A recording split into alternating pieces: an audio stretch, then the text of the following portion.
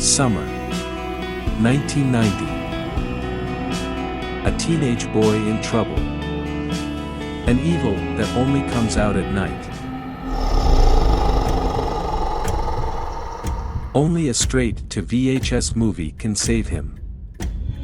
From A. Kale, the author of Beware the Night.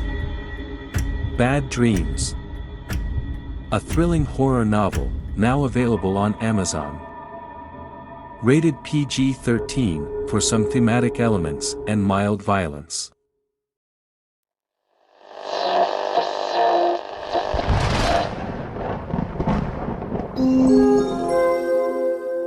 You are listening to the Dark Fantastic Podcast.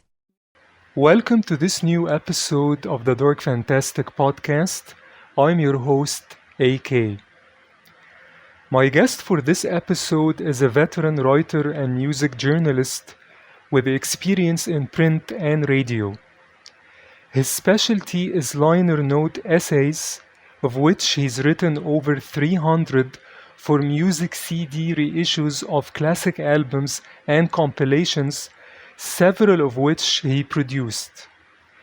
His work was commissioned by the companies Rhino, Universal, Sony Legacy, Blue Note, Motown, RCA BMG, The Right Stuff, EMI, among many other labels.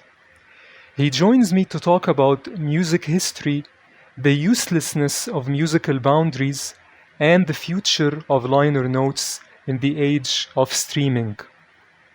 Now, a conversation with A. Scott Galloway. I came across your writings and it reminded me of the idea or the concept of liner notes, because you write a lot about liner notes and you write a lot of liner notes. So I just rediscovered my love of liner notes through reading your work again, because this day and age everything is just streaming, and the idea of liner notes is just I don't know if it's obsolete, but the idea of music history and opening your CD box like I used to do when I was a kid, just reading about your how passionate you are about music history and about liner notes, just reignited my own passion about liner notes and music history, because as I said, I just love the blues, and I guess if someone likes the blues, they must be interested in music history to a large extent. So that's how I came across your work, and that's why I'm so excited to have this chance to talk to you. Well, I'm very honored and flattered that you've checked out some of my work and that you're interested in liner notes, because like you said, in this day and age, while there are still, I'm still writing liner notes for different projects. Most of them are either jazz records or they are reissues or compilations of music, from the funk and soul era.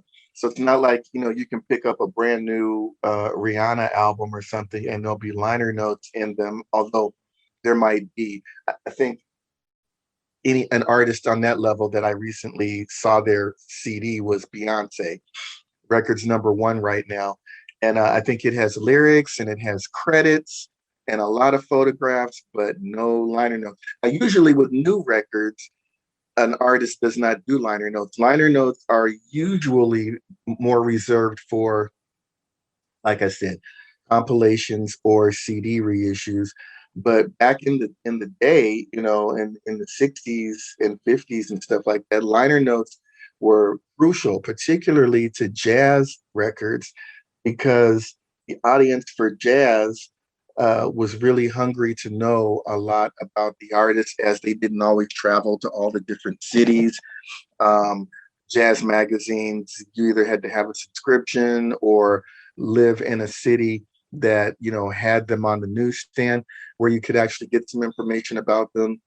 And then in the pop records, since, a lot of liner notes were just kind of toss off, throwaway things that either were just flowery prose about the artist or some disc jockey or somebody just kind of writing something quick and to the point. And saying something that basically was showing that they liked the artist or that they were recommending the artist to other people. But yeah, in-depth liner notes in this day and age are still being done. But like I said, basically for anthology projects or for jazz projects, ones I've been doing the most of lately, and reissues. So let's backtrack a little bit, um, because you write about so many kinds of music. So I'm just really interested to know, how did you fall in love with music to start with? I think I came out of the womb loving music, and my parents were both very much into music. They were not musicians or singers, but they had a wonderful record collection that I just pounced on. And I've always loved music. I am a drummer. I was always beating on things when I was a kid, and couldn't wait to finally get my own drums and be able to play, which I still do to this day. But I think the thing that's most important to share is that I came from a household where my parents really appreciated music. They had a great record collection. I got knee deep into it, just from a pure enjoyment standpoint. And then because I was so interested in music, of course, I started reading whatever liner notes there were for these albums, as I got old enough. And I was a pretty, smart kid, and reading was something I was able to do at a pretty young age. Let's say like from 5, 6 years old on. I mean, I was really able to read things and know what I was reading.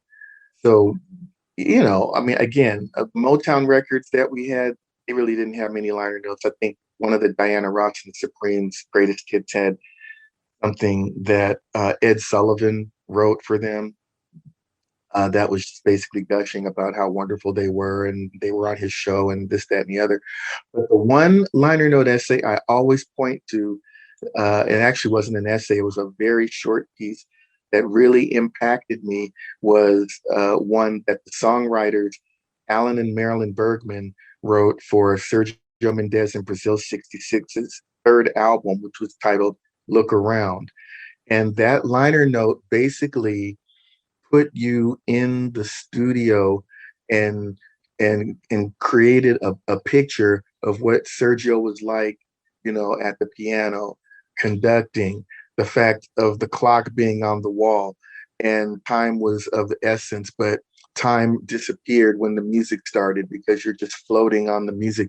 It was a very evocative, poetic approach to liner notes, and I never forgot that, because at the same time I was reading my father's Blue Note jazz records liner notes, and a lot of those tended to be very technical. They wanted to start talking about rhythmic time signatures and keys and the instrumentalists, and some of it could be kind of clinical and kind of it was very erudite and very wonderful in its own way.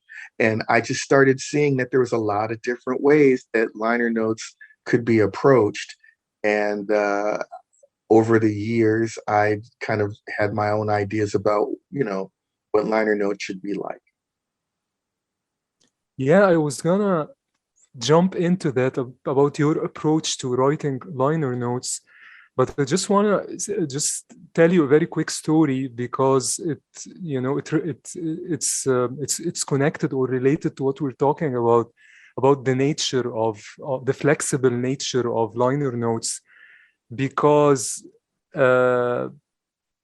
my first exposure to liner notes was uh, the Prince hits collection that came out in '93. Of course, I didn't buy it in '93. I was way too young, but I think I bought it maybe in the late '90s or something. And it was this, CD box set, and it came out just when Prince, had this disagreement, and he changed his name. So I was, I was just opening the box, and the sleeve, the CD sleeve, had a couple of pages, or maybe 3 or 4 pages, written by someone called Alan Leeds. Yes. I think he's the brother of Eric Leeds, you know, a member of Prince's band. And you know, I used to ignore these couple of pages because I was so fascinated by music, and I'm sort of an amateur musician myself. So I wanted to get to know, you know, who produced which track, and how many you know musicians played on it, how many instruments played on each track. So I didn't really read the couple of pages, you know, that you know that began this like sleeve. But later on, maybe a year later, you know, when I wore this, you know, this collection out, I just, you know, I think I had nothing better to do, and I started reading these liner notes. And this is, you know, building on what you said, your experience was you know, with reading liner notes, you know, for the very first time. Mm-hmm. You know, it was basically, uh, I don't know if Alan Leeds was just trying to apologize for the record company or trying to be honest, but it was basically the story of the genius of Prince, and at the same time that Prince might be, you know, overreacting a bit to his, you know, to his contractual obligations or Mm-hmm. so on. Mm-hmm. So it was just this fascinating essay, you know. The first time ever I actually was reading a piece of music journalism. I think I was in my early teens, and it opened up, you know, my eyes to the idea of that, because I'm basically a filmmaker. That's the industry I work in. So it opened my eyes to the idea that, wow, there is also this kind of music journalism or music history, like the books I read about film history. There is also these interesting stories and, you know, behind the scenes stuff about music. Yeah, well, Alan Leeds, first of all, is a historical music figure. I mean, he used to, you know, work with James Brown. He worked closely with Prince on the road in a managerial context. And he's also a very excellent writer and a musician himself. So he was the perfect person to write that piece for Prince Hits, because he had an intimate relationship with Prince. He saw how Prince created music and how he worked with the people around him. You know, and again, he had a historical figure to compare Prince to, which was James Brown, and I know he's worked with some other folks as well. So that was a very good piece. In fact, it's probably one of the only reasons that I kept my Prince hits collection, because of those liner notes. I had all of the original Prince albums. Those actually on the Prince hits collection, I think, were the single mixes, the single versions of all those tunes. And then there was I guess somewhere between 4 and 6 new pieces of music that were really nice, like Pink Cashmere and some other stuff. I can't remember right now, but yeah, you know, and that's one of the most beautiful things about liner notes. It's like if you have a project in this day and age, again, like you said earlier, streaming is everything, and a lot of folks are not even dealing with physical product. But when it comes to whether somebody's going to actually hold on to their um, their albums or their CDs or whatever, a really good liner note essay is a very good reason to hold on to that project, even if you have all the music in your hard drive or your Spotify or whatever. Great liner notes are one of the best reasons to hold on to a project. It's like, you know, your record collection becomes a library in that sense when you have projects that, you know, somebody took time to write really good liner notes for. So yeah, I applaud you. That's a wonderful entry into liner notes for a young person. That Alan Leeds essay on Prince, and and just as far as Prince stuff, today is also the 40th anniversary of the release of the Vanity Six album, which, you know, was Prince's second group that he introduced to the world after the time, which was another just yet another of the many levels of genius of Prince, you know, creating other groups that were outlets for his songwriting and his ideas about what groups could and should be. Yeah, we can talk about Prince, for days, but Oh yes, I'm done. 17 days at least. Yeah, exactly. Yeah, that's amazing. I want to talk about your liner notes because your liner notes are usually more detailed and much more heavily researched than maybe what's considered the industry standard, at least maybe in the past couple of decades or something, because like in the Rap Declares War collection and the Mini Rippleton collection, you your essays are basically, they're like mini music history books.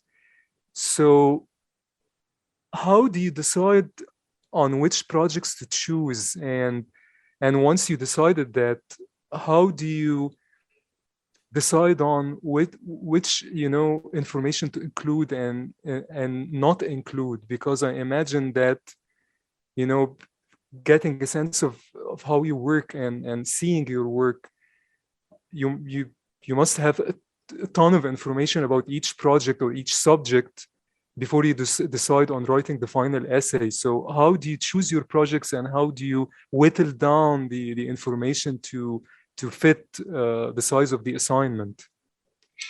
Well, first of all, thank you for that compliment. When I started writing liner notes, I think the key word for me is passion. Um, somebody came to me with the idea that, or they had this project, Rap Declares War. That's actually my very, very first liner note essay. And they actually brought it to someone else that I was working with, but he said that he wasn't really able or worthy of doing it, and he recommended me. That man's name is Bill Speed.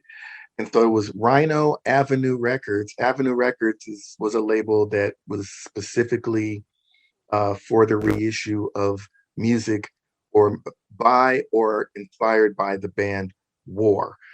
And so I got the chance to do that project. And what was so interesting about that particular project, and for that being the project for me to start, like that was the very first one, was because it required me to A, know a whole lot about War's music, and B, to know a whole lot about each one of those rap artists that sampled the War music in their hit hip hop.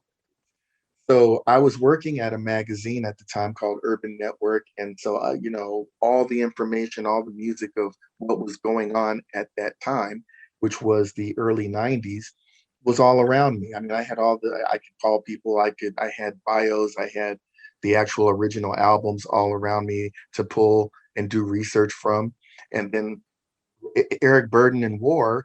I mean, that was an album. The album was actually called Eric Burden Declares War. It was an album very early in my life. I think it came out in 1970. I was about 6 years old. That album had been in my household since it came out. I knew it intimately. And from that point, that was their debut album. And, War is one of my favorite bands. If you live in Southern California at that time and you were a lover of music, you were going to be into War. They were amazing. And so I just took my passion of what I knew about the hip hop records and what I loved about War and all of their music, and funneled all of that into my essay. So there was what I already knew, and then there was what I had to research for that project, and it was in depth. And I'm so glad that they came to me, or that somehow that project found its way to me, because, as you also said, um, and I really thank you for saying it, is that, my work tends to go above and beyond what the average person would do for a liner note essay. I loved War so much. I really dug in, and I wanted to make sure that people understood about War and how great their songs were and why they were being sampled. And yet I also wanted to give respect to each one of the hip hop groups that were sampling it, by letting people know some information about them, where they were from, what strand of hip hop they came from, you know, and talk about the craft of how they or their producers used the sample from the war music. So it was in depth. And I guess because I did such an in-depth job on that particular project, I started getting offers to do all kinds of different work. And the last thing I'll say is that I have to also credit my very dear friend David Nathan, who had already been doing liner notes for a lot of projects, mostly female R&B artists. We had a conversation. He came to visit me for the very first time, and we were talking about liner notes and music and the fact that Rhino had just acquired the Atlantic Records catalog. And I was very happy for him and what he was doing. And I just very, very, very casually mentioned to him that if he found out that Rhino was going to do something with the Average White Band catalog, that I would really like to be involved. A, because I love the Average White Band, and B, because there was another writer that was assigned the 2 volumes of Chic, the best of Chic. And when I read those liner notes, I was appalled because the guy didn't talk to Nile Rodgers or Bernard Edwards or Tony Thompson or Lucy or anybody for those notes. He wrote some very basic, off the top of his head kind of stuff and very obvious kinds of things to say, oh, Good Times went to #1 on the chart and it was the song of the summer. And it just very much did not do the band justice in the liner notes arena. And the reason that that was tragic is because, as you, I'm sure, well know, almost everyone, a lot of the members or whatever in that group are now deceased. So it's like that brings me to the point of how important liner notes are and how important it is, at least to me, to involve the people that were involved in creating the music, because you never know from one day to the next whether they're going to still be here to share their thoughts, their ideas, their anecdotes, their creative process, their contributions to a piece of work. I mean, now you only have Nile Rodgers and Chic. Bernard's gone. Tony Thompson's gone. Raymond Jones is gone. The ladies are still here, but again, most people would never really think to go and talk to them and get the full perspective of everybody in the band. So that's what I did when, fate, like right after I told David Nathan that I would like to do Average White Band if they were doing something, I got a phone call a week later and I got the assignment to work on the Average White Band. It's called Picking Up the Pieces, the Best of the Average White Band. And they asked me to help compile it. And when I did my liner note essay, I interviewed several members of the band, not just one. And then when that project did very well and they started reissuing all of the Average White Band's albums on CD, I got everybody. I think for the first 2 liner notes, for the best of liner notes, I only talked to Alan Gorey, Alan Gorey, Roger Ball, the saxophonist, and Ani McIntyre, the guitar player, because they were still currently in the Average White Band. But when I started doing the albums, I reached out to not only those 3 again, but I also talked to drummer Steve Baroni, singer Hamish Stewart, and saxophonist Malcolm Molly Duncan. I wanted everybody's input, not just one person, and be satisfied with that. So I hope I answered your question. You had a 2-part question. The other part of your question was, well, you asked me how do I choose my projects. Most of the projects come to me. People come to me and they say, Scott, would you like to write the essay for this particular project? And 9 times out of 10, I say yes. Every once in a while, I have turned down a project because I didn't feel I was the right person for it. But most of the time, I accept. And then the other part of your question was, how do I whittle down the information? That's a two-prong answer, and I'm going to keep it short. Of course, for any project that I'm given, there is a word count. that is expected. They only have a certain amount of pages, a certain amount of space. Therefore, what I, how in depth I'm able to go on the essay is determined by what my word count is. And it's also determined by, how much information I'm able to gather. If I'm doing a project that's about a particular album, I try to be as all in as possible, because usually there's not going to be very many other opportunities for a liner note essay to be written about a specific album. But if I'm doing something on a greatest hits or an anthology or whatever that's covering a wide span of time and several singles and several albums, then it just becomes about, addressing one of the songs and, addressing a little bit about the band's history and the arc of their creativity. I hope I covered everything. Yeah, thank you. That was it gave me a lot to think about. And just thinking about it and the contribution, because later on, again, through I never came across, I think the best of Chic, I think, but I don't think I ever read the liner notes, or the version I had actually had liner notes. But if you love a band, I think enough, you tend to research it on your own. We can talk about Chic, forever, the contributions that they worked, every individual member worked with, at least the guys worked with just, everybody from, David Bowie to, Brian Ferry, Robert Palmer. They produced so many, people, and worked with so many people.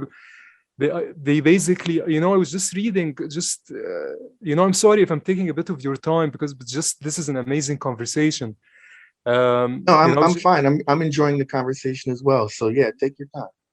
Yeah, thank you. I was reading, I think, an interview, I think last year, with Robert Smith of The Cure. Mm-hmm. And he was saying that, I can't remember the track, on their album, Kiss Me, Mm-hmm. that came out in 87. And he said that track was, the track he was talking about, was a tribute to Chic. Okay. So because The Cure, when people talk to them, they always say that we don't really have any kind of influence from, black music, with the exception of Jimi Hendrix.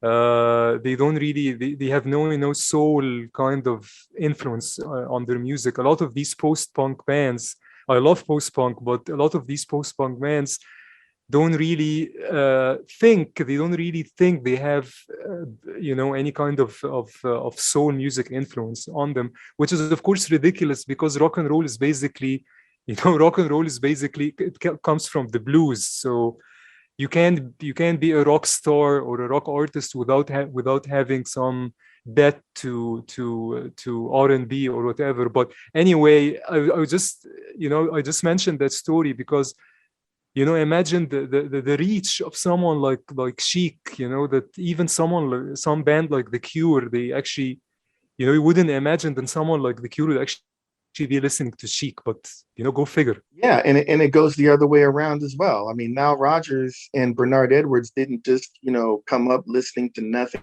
but black music. They listened to rock, they listened to pop, they listened to jazz, they listen to country music. I mean, you can hear that in Niles playing and in their songwriting and production.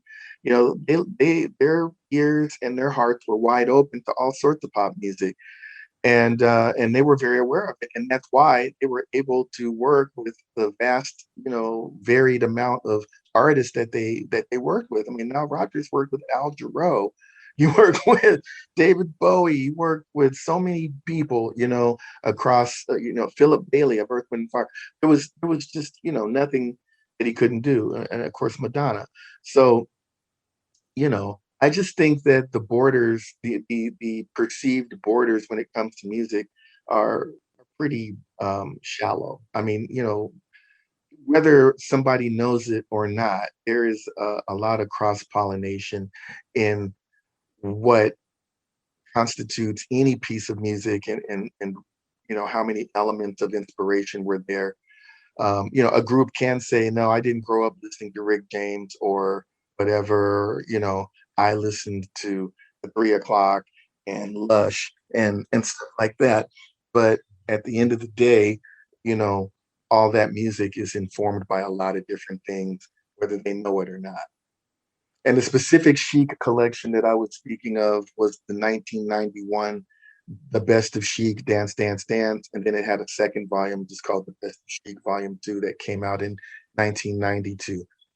Because there had been a couple of other Chic collections before that. I don't think they even had liner notes in any of those. So those ones that I'm speaking of were probably the first to have liner notes, and they were very poor. Very poorly Yeah. done. Just very, or just very lazily done. Very no effort, no, you know, and to everybody at that time. I don't want to know if I should use the word credit, but that's just kind of the way they were done. It's like, hey, you give me 500 words about, about the band Cheek, right? Write something for us, and give you a couple $100, and you know, for a lot of writers, that little extra money was cool. It's like, yeah, sure, I'd be glad to do it, and they just dash it off in an afternoon or a day or two, and it's just something they did on the side. Whereas I consider myself from pretty early on, I really wish I could do nothing but write liner notes, liner note essays, all day, every day, just interviewing people, going deep, finding folks, and getting the stories of these songs and these incredible careers while the people are still here. Because for me, the bonus wasn't just about some more money coming into my bank account. It was, with every project that I worked on, it gave me an opportunity to go knock on somebody's door, ring somebody's phone, and make a new friend. Tell them I wanted to tell their story from their point of view, um, include them in the process of documenting their own history and all of that. And it's just something that I feel very, very kind of like it's a personal mission of mine, and I've been blessed to be able to do it quite often. And in the process, I've made a lot of wonderful friends. And on the sad side, a lot of them have passed away because they're at that age. So, but that happy part of it is I'm so glad that I did reach out to them and I did get their stories. Yeah, and speaking of, of the projects you did, and the great people you got a chance to talk to and work with, you've worked on projects, involving all kinds of artists across all music genres, from Lionel Richie to the band Chicago, to Tony Hathaway, to Jesse Johnson of the time, to Ray Parker Jr. It's, I just can't wrap my head around these names. But did you ever feel starstruck when meeting some of these people? Almost every single one of them. Almost every single one of them. I'm a musician. I'm a music fan. I'm a record collector. When I was a kid, I would take 1 or 2 buses to different parts of town and go through used record bins and buy albums by the box and bring them home and listen to them and look at all the credits and whatever the liner notes were. I'm a total music nut, and a lot of people that got assignments in the early days to do liner notes. They were, in some cases, full-on music journalists, but a lot of times they were just music fans. So yeah, when I get certain projects, like I said, one of the best things about the project that's priceless beyond the little bit of money that goes into my bank is that I got to talk to all the members of the Average White Band. I got to talk to Arif Mardin and so many other people that were involved in the making of Donny Hathaway's albums. All the great musicians that played with him, many of whom are no longer here, and some of them are still here. Chicago, when I asked Rhino, Rhino Records put out a press release saying that they had acquired licensing rights to the Chicago catalog. I went straight. I sent an email and I said, "Hey, whenever you guys get around to the album Hot Streets, I would really love to do that project. I know a lot of hardcore Chicago fans might not like that album. It's the first album without Terry Kath or whatever, but I really like that record and I would love to do it." And because I'd done so much work for Rhino by that time, they said, "Scott, not only are we going to give you Hot Streets to do, we're going to let you do Chicago 10 and 11, as well as 16 and 17. And plus, when we do a 5 CD box set, we're going to let you do the essay that covers from, one from the second half of their career, And it was beautiful to be able to talk to just about everybody. They didn't want me to involve Peter Cetera because he was estranged from the band at that time. I still reached out to him and had a private conversation. None of it went into the liner notes, but I just wanted to do that and let him know what I was doing, and he was very respectful about that. And he also said, "No, I will not give you a proper interview because that's not what we're doing at this point.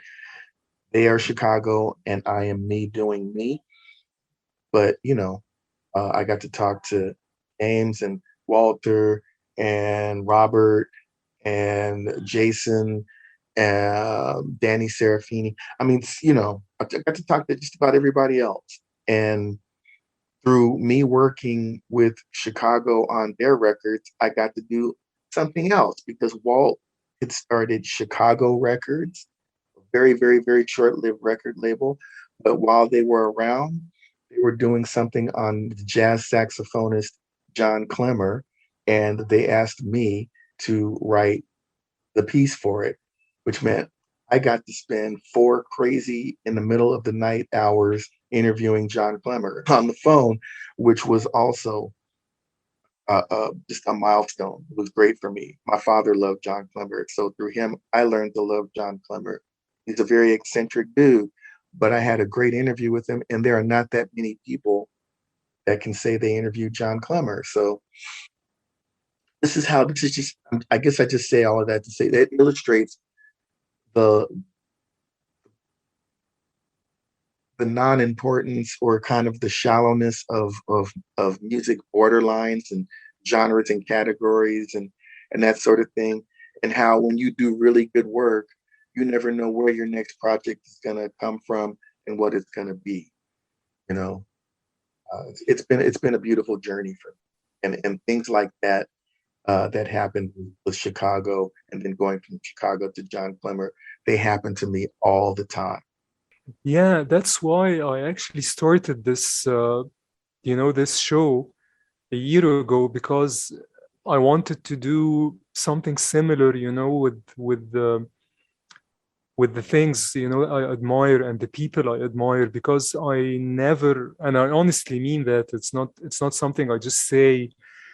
I never, interview someone whose work I don't admire, because it's, just every single person I interviewed on this show since I started it last year was someone whose work I either admired or loved or even adored. So just getting a chance to have these conversations, like the conversation we're having, is just, I'm just hoping to, build this kind of audio archive of these great conversations, like, like an audio equivalent of these liner notes, because, I try to talk about the things that I love: movies, music, books, and all these things. And, like you said, sometimes I interview someone and that someone leads me to another, artist that I never planned to have the opportunity to talk to. Like you, like when I was, trying to reach Herb Powell to talk about Bobby Rush, I actually came across your work, and here we are. So, yeah, it's a beautiful thing, this kind of trying to document, the work and the history of fascinating people. And and trying to keep the memory alive, basically.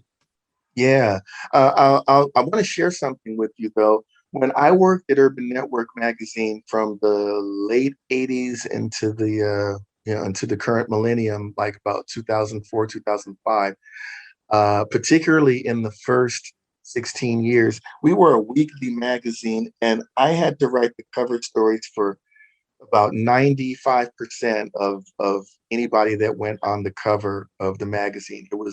It became my job as music editor to handle that. And I have to tell you that there were many times that I had to write about artists or acts or whatever that I wasn't particularly fond of.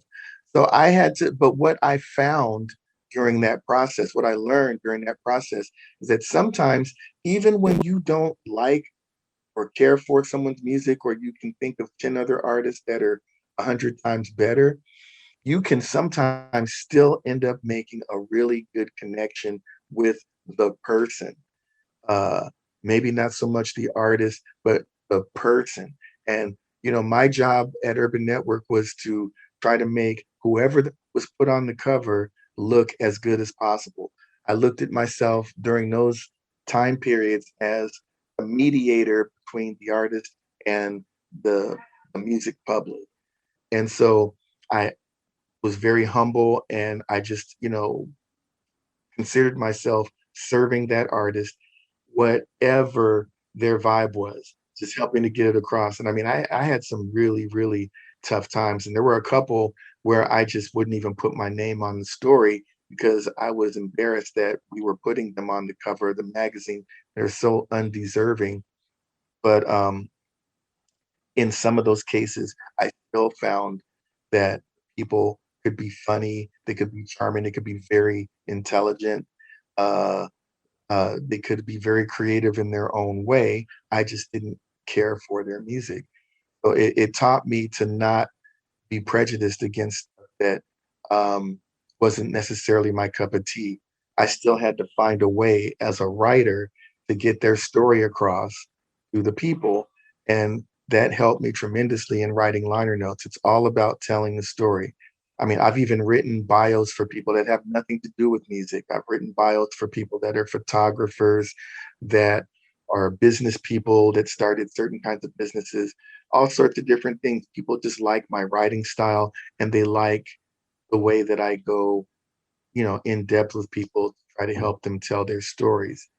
So I that's what I do, and learning how to interview people that weren't necessarily big whoops for me uh, was an important part of that. Yeah, yeah, I get that, definitely. And speaking of the idea of speaking to fascinating people and trying to document their history, your work as a music journalist and as a historian as well, and someone who wrote more, basically hundreds of liner note essays in this age of streaming, and basically disposable content and general disinterest, in the history of things by younger people. What do you think is the future of documenting the history and work of amazing musicians who are slowly being forgotten, although their contributions are groundbreaking? What is the future for that? I try to look at things as cyclical. So I think right now we're in a time period where there are young people or business people that feel like it's very easy to just not have liner notes. We don't have to document these things in a written sense. I mean, I think today a lot of people are doing liner notes in kind of one of the ways that you're doing it, which is through a podcast. People are more visual now. They want to look at things, they want to see things, they don't want to read as much. So you have all these people that are constantly, filming. interviews with people, and and kind of documenting them that way, as opposed to it being in written form. And that's fine, because somebody will always be able to go back and transcribe those interviews if somebody wants to actually read them, or if somebody wants to actually really do the work, which would be to transcribe those interviews and then pull them in from different places, and amend them and add to them, stuff that's not there. I think there's always going to be a sense of collecting the history of things. But it's just that right now we're in such a celebrity, look at me kind of thing, that instead of writing about stuff, people are telling their own stories. They're going on social media and they're filming themselves talking and showing you their house and their bathroom and their favorite place to eat. And, they're kind of doing their own, kind of showing you what their lives are like. And at some point, though, somebody's going to wish that there was a journalist to put their artistry into a context, as opposed to them being this carnival show that everybody watches. They're going to want there to be a writer or several writers that tell their story. And so I think that is going to come back around once the people that actually matter figure out that they want to be documented for history, just like all the greats that came before them. So at least that's what I hope. That's my hope. Can't say that it's a prediction of the future, but it's my general intuition that things are cyclical, and so the time for people being very well documented will come back around again. Following up on what you just said, I noticed, I think, for like a year now, maybe a little bit more, that even Spotify on more famous records. I remember I was listening to, a couple of months ago, I was listening to Roxy Music's Avalon record on Spotify, and on the first track of the album, More Than This, you had this option to have this kind of pop-up liner notes that while you're listening to the song, it tells you, tidbits and trivia about, how it was recorded, how it was written, the meaning of it, quotes from the band. It was just amazing. It was like kind of this new, version of, do you remember the pop-up videos on VH1? I don't know if you remember that. Oh, no, I absolutely remember that. Absolutely. Yeah, it was like this version of pop-up video on Spotify. They do it on very, very few songs that the ones I came across were just, maybe, I don't know, 10 records or something. But I think maybe that's also another, new way for the future, maybe. Yeah, I mean, absolutely. That's something that's being done. I think it's like McDonald's. It's kind of a fast food way of getting tidbits and little certain pieces of information out there. And to your point of what you just said, they're only doing them on major albums, like probably Stevie Wonder's albums or Roxy Music's albums or the Beatles albums or whatever. Stuff where information about those songs is probably pretty easy to gather and kind of Cuisinart into little tidbits for people to digest. And again, that's fine. We're living in a time period where people have short attention spans and their interest levels in certain things are not that deep. Some information is better than no information.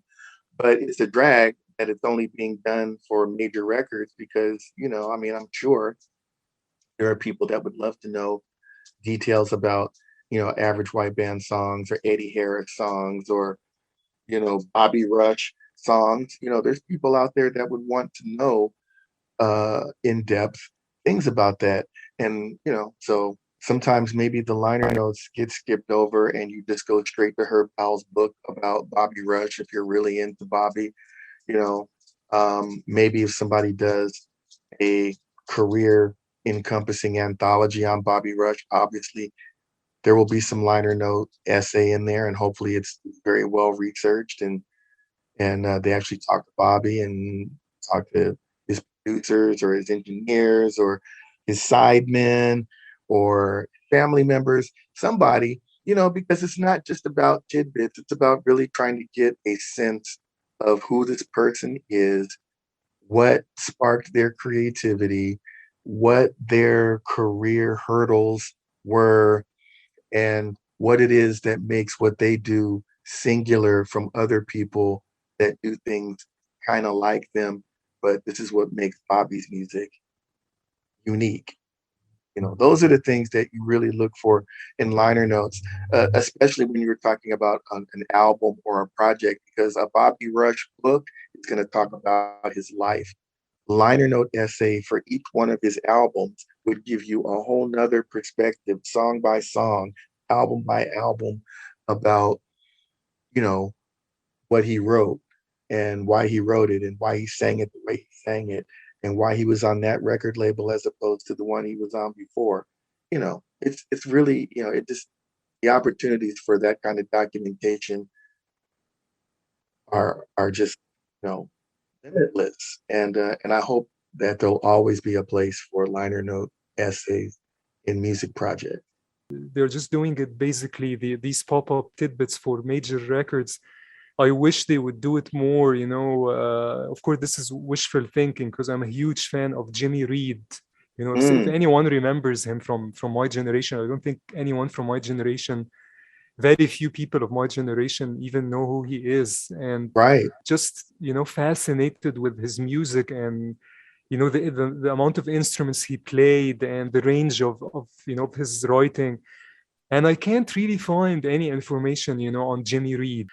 But there are artists, as you said, many of them are no longer with us or are just, getting on in years, and it's not being covered. So my hope personally is in people like you, actually, who are still passionate about all kinds of music, and especially maybe music that isn't getting the attention, like classic soul music and classic jazz and classic blues, stuff like that.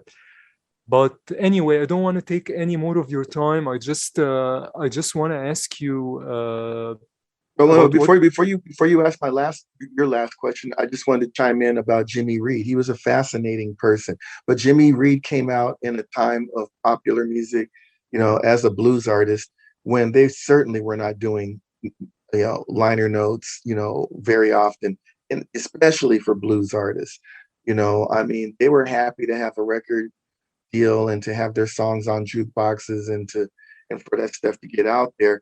And they never imagined, probably in a million years, that in 2022 somebody would care about who they are or whatever. They were trying to make a living, doing what they love to do. Jimmy Reed loved playing his harmonica, his guitar, singing, writing songs, going into a studio and then, traveling and sharing them with people. And they weren't thinking that there were going to be CDs and compilations and, people studiously wanting to know about his life, so that was kind of a different blissful era of pop / blues music, because at that time, blues and rhythm and blues was popular music. It was all over the places, all over the radios, all over the jukeboxes and everything. And people were generally just more concerned about, hey, what's that new record? I really like that. Who sings it? Jimmy Reed. Okay, yeah, I'm going to go and get that. It's just more of an identity purpose of who is that artist that's singing that song that I like. And they hadn't gotten to the point of, wow, Jimmy Reed has put out several albums and I really like them. I want to know more about him, and he died very early. So he kind of just falls into an interesting crack of why there's not that much information out there about him. And the last thing I'll share is that a lot of blues artists and a lot of artists in general don't really want you to know a lot about them. Sometimes they just want the music to speak for itself. You know, they get real leery when people want to find out about their family or their parents or where they grew up or whatever. It's like they're like, I'm just a man making a living playing this music and I like it, and that's really all you need to know. And sometimes that's enough, just listen to their music, and you can use your imagination and come up with who you think Jimmy Reed was as a person. I'm sorry, I just wanted to interject that because again, I've interviewed so many people, and sometimes that was a basic attitude as well. I'll share with you certain things, but you don't really need to know a whole lot about me. Just listen to my music. I've heard that on more than one occasion, especially from people that were blessed to live a long time but came from the same era as a Jimmy Reed. Yeah, thank you for that. And I'm fascinated with the background of some of these amazing musicians, but I'm also really, really, freaky interested in the craft, of what they did as well, because just the more I know about the technology available to them at the time, which is basically nil, they had they didn't have any good mics, especially the older blues records. Everything was live and almost no production to speak of. And the quality of these, records, and especially Jimmy Reed, technically, of course, the records aren't that amazing by today's standards, but just the romanticism, of his music, the beauty of his music is just on a very, innocent kind of level, but also very passionate level. So I understand exactly what you're saying about not some of these artists not wanting to share, everything about their family and background, but just knowing about, what drove them and the craft that went into these records. I think a lot of people don't really appreciate, because we are so jaded with technology now, and you can make a record on your iPhone, or so the people don't know, that the output of these people, especially the older, the classic jazz and blues records, the things you are listening to, these amazing things you are listening to, were recorded under horrible conditions most of the time. So that's why I'm so interested in these, kind of historical things. But as you said, of course, sometimes it's not possible to get that info.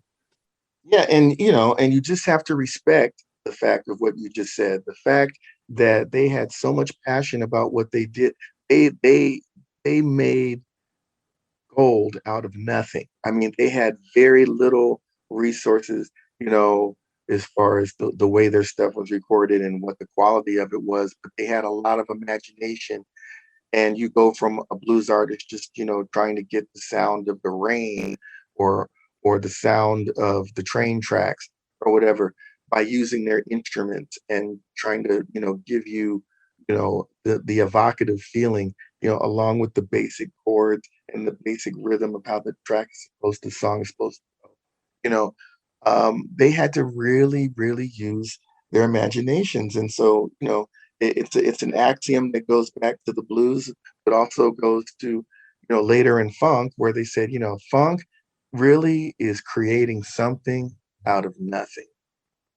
It's about what you can create in the mind's eye with your own creativity and whatever you have around you. A Coke bottle on the floor, some dirt on the floor, or an old spring from the car outside. It will make a sound that is unique. I mean, they were truly just using the utmost creativity, create music out of things that weren't even made to make music. We can talk about this forever, and we have to do this again if you ever have the time.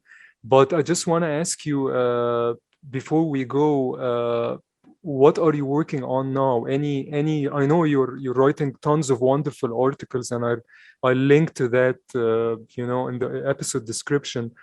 But any special projects you want to talk about? Currently, I have some really, really interesting projects that I finished that have not come out yet. First and foremost is a 50th anniversary box set around the event Watt Stacks, which happened in 1972 at the Los Angeles Memorial Coliseum. I got to write my very first cultural essay for that project, and it really means a lot to me. There's another gentleman that wrote the musical part of the liner note essays for that project. I got to write about the culture of Black people in Los Angeles at that time, and what that event was coinciding with sociopolitically, post civil rights riots, and where Black people were heading at that point in time, and trying to be more integrated into society as opposed to having their own neighborhoods, and what good and bad came from that, and still weaving that through, the subject matters of some of the songs that were sung at that event. I'm very, very happy about that. I think that'll be coming out toward the end of the year on Stax Records through Concord. I also just did a liner note essay for jazz trombonist Steve Turre. The album is called Generations. I had a really nice time doing that. Again, getting into his personal history, and the fact that he wants jazz music to be a continuum that builds upon what happened in jazz in the past, but that takes the music forward. I really enjoyed working on that. I got that project because Steve liked the work that I did on a project that came out last year by jazz saxophonist Kenny Garrett called Sounds of the Ancestors. He liked the essay that I wrote for that. That album won an NAACP award. Not my essay per se, but my essay was a part of that album, which won an NAACP award, Image Award for, Best Jazz Album. So I'm very proud to be affiliated with that.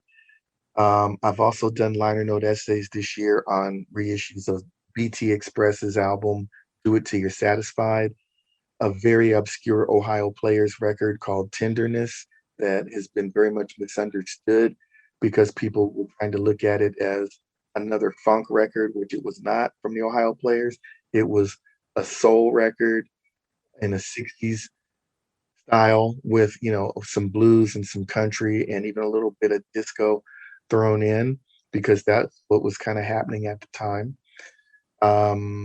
I did a liner note essay for a reissue of the band Slave's album Showtime, which was their last great album that also featured Steve Arrington on lead vocals.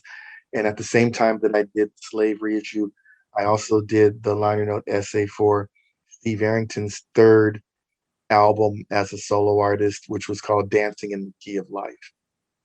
And the very next one I'm working on and have not completed is 40th anniversary for Michael McDonald's debut solo album, If That's What It Takes. So I'm getting to do another pop soul record, and I'm very, very happy about that. It's going to be a SACD, enhanced audio, very top quality audio CD, and we're going to do our very best to make that something for people that, even if they have the old CDs or the old vinyl for that record, they're going to want this version of it. It's going to sound great. It's going to be very well documented. And that one I did for a company called Iconoclastic Records, for which I'm doing a lot of essays for them, by the way. Iconoclastic Records is also the label that I did the Slave, the Steve Arrington, the BT Express, and the Ohio Players. And I guess when you told me in the email that you're very busy, you weren't kidding. No, I'm very, very blessed that I've been very busy, especially during the pandemic, which was one of the most depressing, not one of, it was the most depressing 2 years of my life for many, many reasons. Luckily, I was able to be working on things throughout those 2 years, and that helped keep me distracted. It helped keep money coming in, and a lot of people couldn't say that. There was a lot of folks that really suffered during that time period. So I'm very thankful and blessed that I was able to be working on things that meant something to me during that time period. And really, Scott, thank you very much for being so generous with your time. This was just, I guess you can tell, this for me, this was such an enjoyable conversation. I'm just so happy to be talking to, someone who is truly passionate about music, who just, loves music for music's sake, and this was amazing. So thank you very much for your time. You are very welcome, Ahmed. I very much appreciate you reaching out to me and wanting me to be a part of your broadcast. And we can definitely do this again at a later time. And I hope that when you go back and kind of further research the things that I've written liner notes for, that my work as a liner notes writer introduces you to some other music that you might not have ever listen to. So it's kind of like coming in the back way, right? Like, instead of buying the record and then kind of discovering the liner notes, if you go and get a project because I wrote the liner note essay for it, hopefully will also introduce you to some amazing music. That's what it's all about. Thank you so much.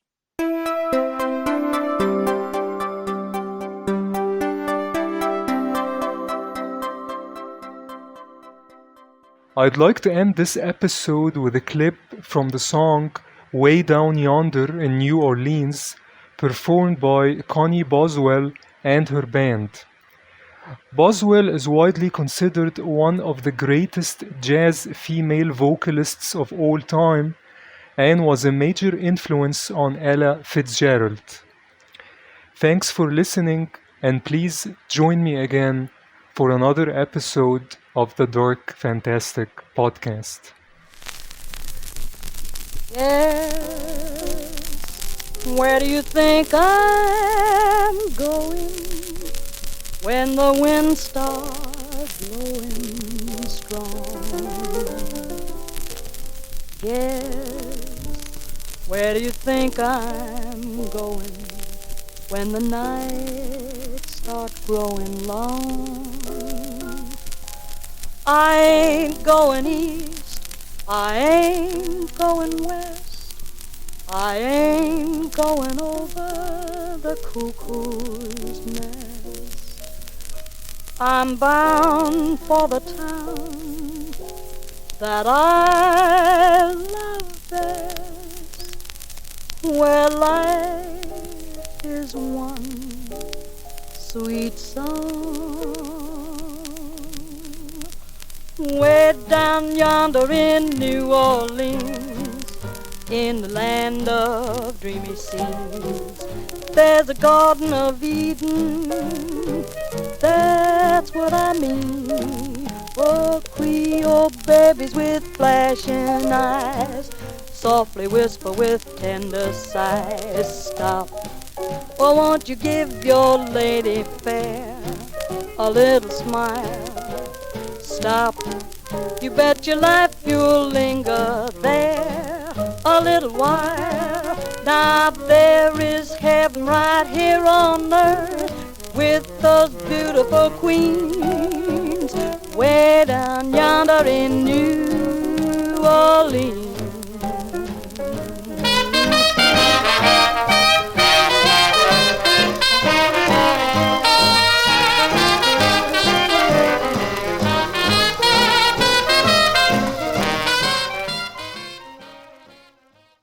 You've been listening to the Dark Fantastic Podcast. Ahmed Khalifa is a filmmaker and novelist.